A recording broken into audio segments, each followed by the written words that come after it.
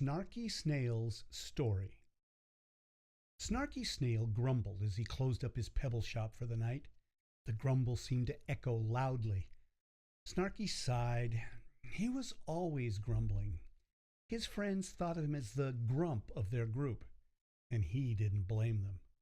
Truth was, Snarky wanted to be happy, but he didn't know how.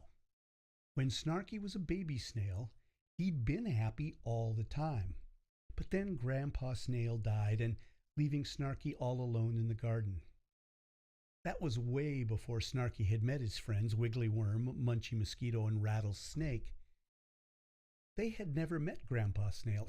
In fact, they didn't even know he had existed. They had no idea why Snarky was such a sad snail.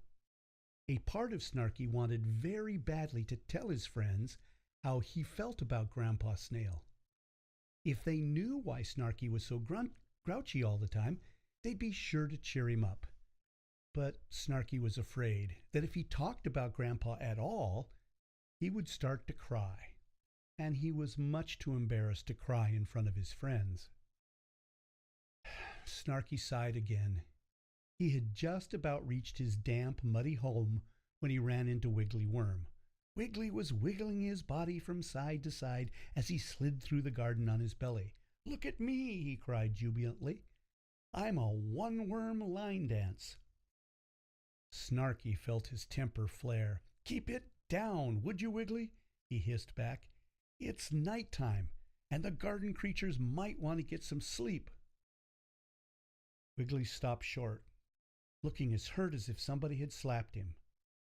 Snarky immediately felt sorry for his lashing out like that, but it was too late. He'd already hurt Wiggly's feelings. "I'll go home now, Snarky," Wiggly mumbled. "Wiggly, wait," cried Snarky. But Wiggly didn't wait, and Snarky didn't blame him.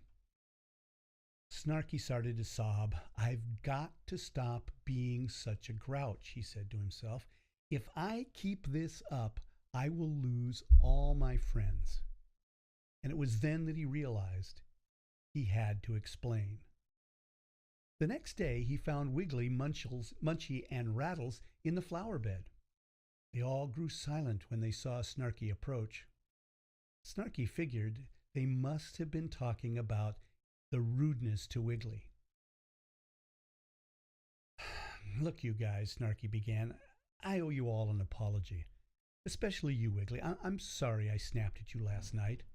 Snarky's whole body trembled as he spoke. This was hard for him to say. "There's a reason I'm a grump," Snarky went on, drawing a deep breath. "I'm not saying it's an excuse, but there is something that makes me very sad. You see, I miss someone very much." And with that, Snarky told his friends all about Grandpa. Losing Grandpa had changed Snarky's life, and he cried as he explained this to his friends. They didn't make fun of him.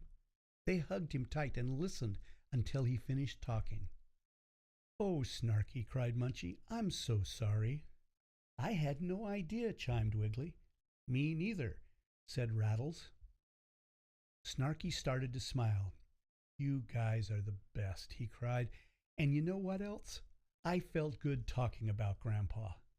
"Tell us more about him," Snarky's friends urged. So Snarky spent the rest of the morning sharing story after story about his favorite snail in the world. And for once, it almost seemed if Grandpa Snail were alive. Talking about Grandpa made Snarky much happier snail. And from that day on, he hardly ever lived up to his name again.